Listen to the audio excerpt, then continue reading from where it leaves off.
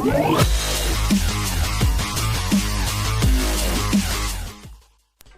guys, it's Ash, and in this video I'm going to give you guys some valuable battling tips that all beginners should know, and it will help you guys get a lot better, win more, and go a long way in the game. So let's first talk about how to win a battle. To win a battle, you must either destroy your opponent's King's Tower, which will grant you an instant 3-crown victory, or destroy one more tower than your opponent within the given time of the battle. Both you and your opponent are given 3 minutes, but if within this 3 minutes there is still a tie, then the game will go to sudden death mode in overtime, which is an extra 1 minute.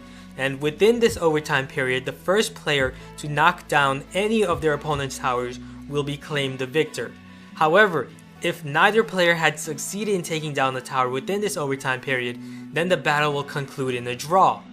A win will reward you with trophies. You will obtain the same number of trophies whether you win with a 1 crown or 3 crown. A 3-crown victory is no more special than a 1-crown victory. In fact, most battles are won by either 1 crown or 2 crowns. Thus, you need to understand when to pursue attacking the opposing King's Tower and when it's better to just destroy 1 or 2 arena towers instead. So when should I attack the King's Tower? Well, the King's Tower HP is much greater than your arena tower's HP. In fact, the HP of the King's Tower is over 60% greater than one arena tower.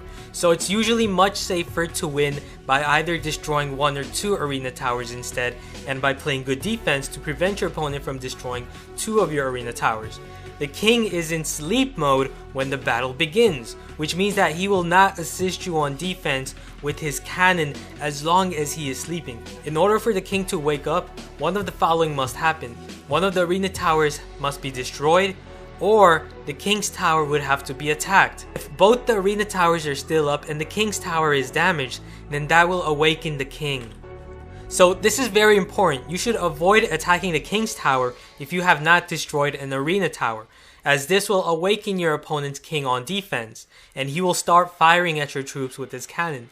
Thus, make sure when you're dropping area damage cards such as fireball or arrows, avoid touching the King's Tower. Inflicting damage onto the King's Tower before taking out an arena tower is one of the biggest mistakes new players make, and this makes a very big difference in battles.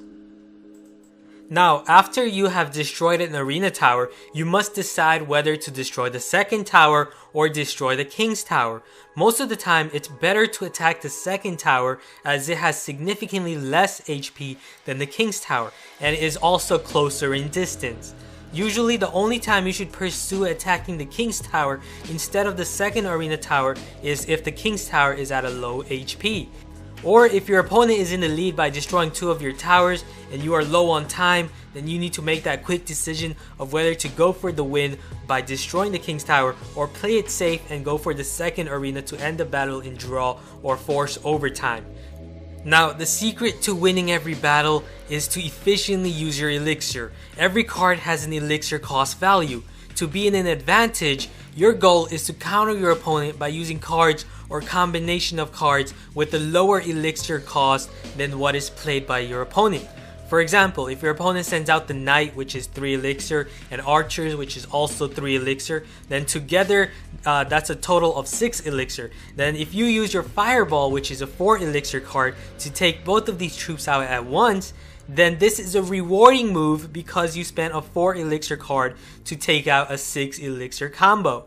Thus, you will be placed in a 2 elixir lead. The greater you are in the elixir race, the greater chance you have of winning, as you will begin to create stronger combinations. And so, you should always use elixir efficiently. Now, one very important thing is that you should not waste elixir. Your elixir bar is always loading more elixir every second, but it will cap out when it reaches 10. This is very important because when it reaches 10, your elixir bar will not generate any more elixir. Thus, you should always keep your elixir bar loading and avoid allowing it to hit 10. Now, one very important thing is that you should not waste elixir. Your elixir bar is always loading more elixir every second, but it will cap out when it reaches 10. This is very important because when it reaches 10, your elixir bar will not generate any more elixir. Thus, you should always keep your elixir bar loading and avoid allowing it to hit 10.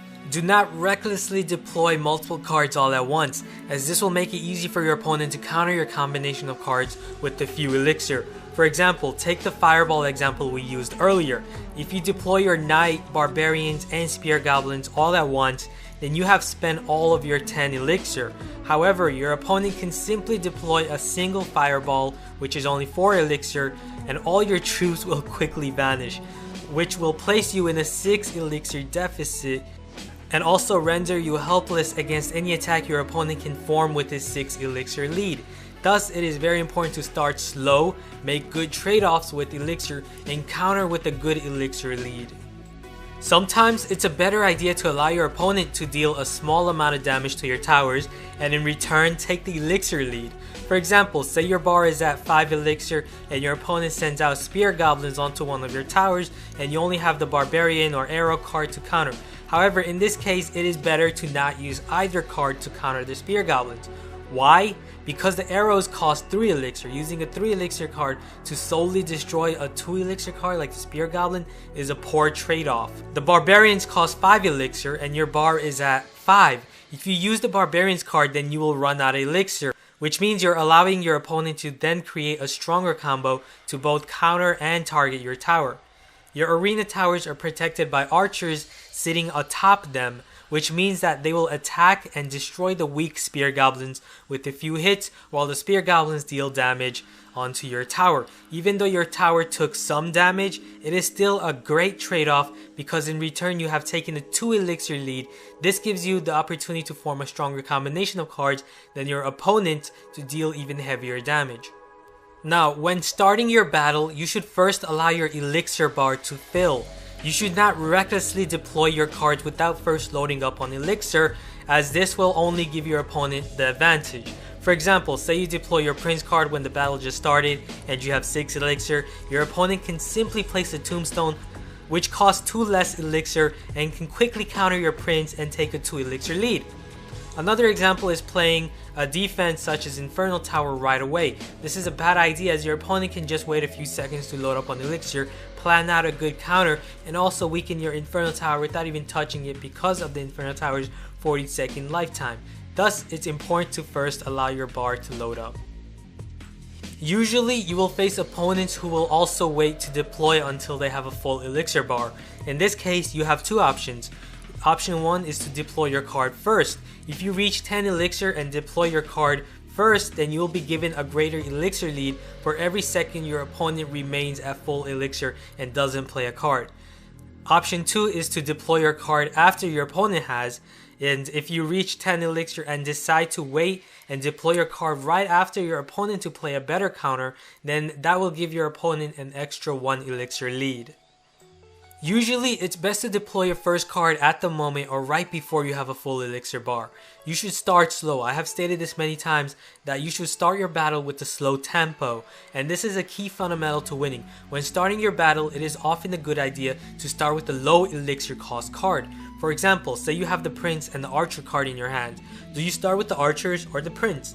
Well, it's often better to start with the archers due to their significantly less elixir cost. 3 elixir compared to the prince's 5 elixir. Why is this important? This is very important as starting with a high elixir costing card is often dangerous. If your opponent simply places a tombstone card, which is 3 elixir cost, then you are quickly losing the elixir race by 2. While playing a low elixir card such as the archer comes with less risk and will also allow you to scout your opponent's first move without having to waste too much elixir. If your opponent decides to send out his giant and musketeer at the same time, then you are prepared to make a good counter with the 7 remaining elixir. While if you have deployed your prince, then the giant plus musketeer combination will quickly take out your prince. A good idea for loading up on elixir to create a stronger combination of cards is to deploy your troop card at the very end of the battlefield behind your towers. As your troop takes a long time to travel to the other side, it will allow you to load up on greater elixir. Thus, if you wish to create a deadly combination such as the giant with the musketeer and witch, then this requires 14 elixir to do so. To accomplish this, you can place your giant at the far end behind your towers, and by the time he travels to the crossing bridge, you will have an additional 9 elixir to complete your combination. Now, which arena tower should I attack first?